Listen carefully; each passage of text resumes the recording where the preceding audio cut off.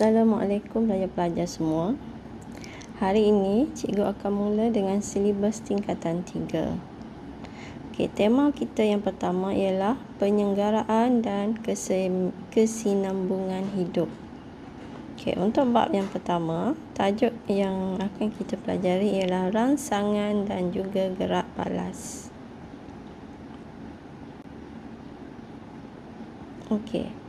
Untuk 1.1 sistem saraf manusia. Apa dia sistem saraf manusia? Ialah sistem saraf mempunyai sistem kawalan yang penting dalam koordinasi badan, mengawal penglihatan, pemikiran, pergerakan badan, mengawal dan menyelaras fungsi organ dalam badan, mengekalkan keseimbangan persekitaran melalui suatu proses. Kita tengok. Kita tengok ini adalah pemain badminton negara Lee Chong Wei. Macam mana sistem saraf kita berfungsi.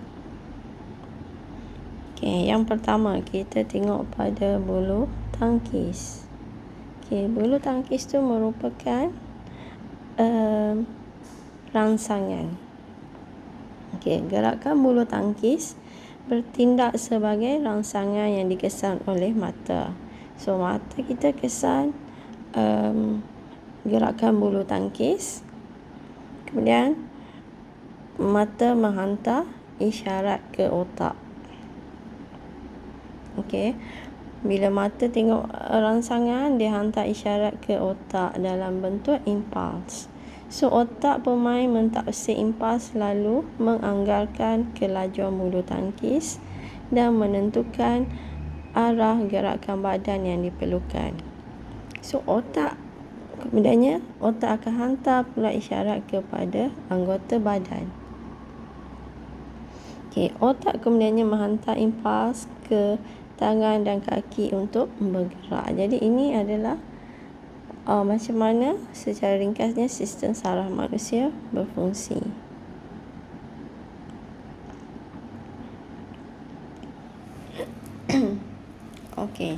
Ini secara basic sistem saraf manusia terbagi kepada dua, sistem saraf pusat dan juga sistem saraf periferi. Sistem saraf pusat terdiri daripada otak, otak dan juga saraf tunjang. Ada dua yang utama, sistem saraf pusat, otak dan juga saraf tunjang. Sistem saraf yang kedua adalah sistem saraf periferi, iaitu sistem saraf kranium dan juga sistem saraf spinal. Kita tengok struktur, ini adalah struktur sistem saraf manusia.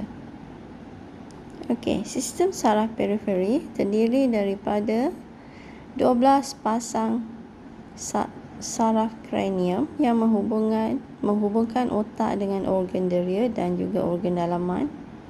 Kemudian terdapat juga 31 pasang saraf spina yang menghubungkan saraf tunjang dengan otot rangka.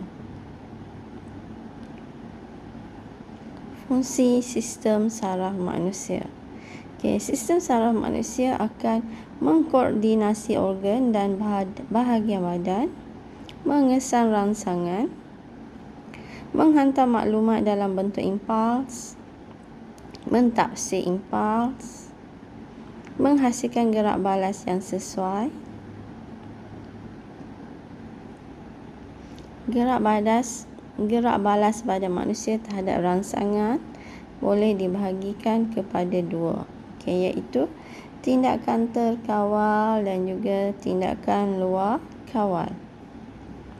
Apa dia tindakan terkawal? Tindakan terkawal ialah tindakan yang disedari, kita sedar ia berlaku. Dilakukan mengikut kehendak seseorang dan dikawal oleh otak. Itu terkawal. Benda yang kita sedar, benda yang kita boleh kawal.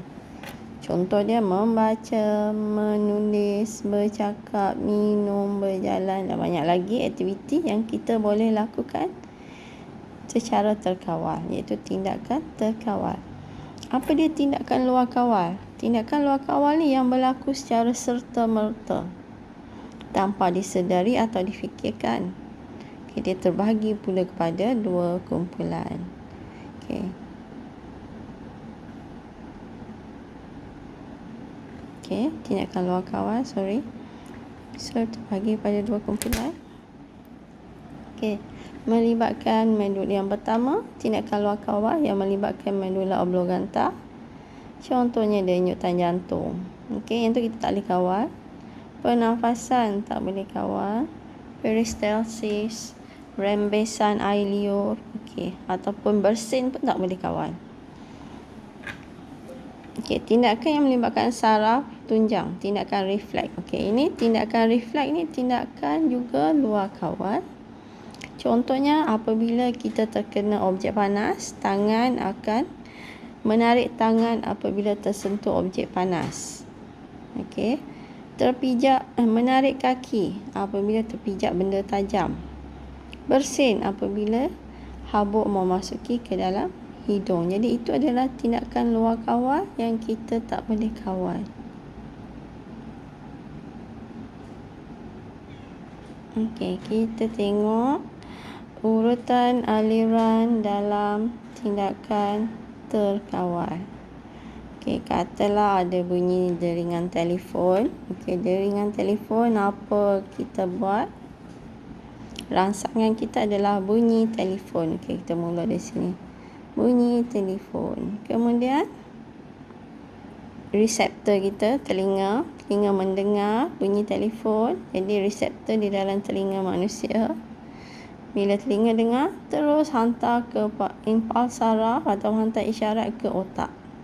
Dia hantar ke otak.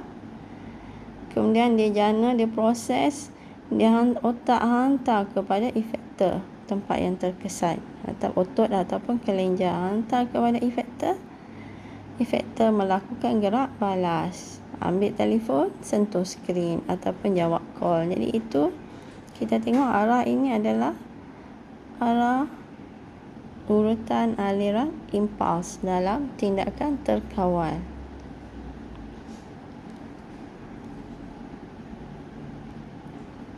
Okey, seterusnya kita tengok urutan aliran impuls tindakan luar kawal. Okey, contohnya tangan tersentuh objek panas. Okey, terus tangan reseptor, tangan kita ni reseptor. Okey, dan dia juga adalah efektor. Jadi terus saja aliran impuls hantar kepada saraf tunjang. Saraf tunjang terus hantar kepada tangan dan secara automatik tangan terangkat. Okey. Jadi ini adalah tindakan luar kawal.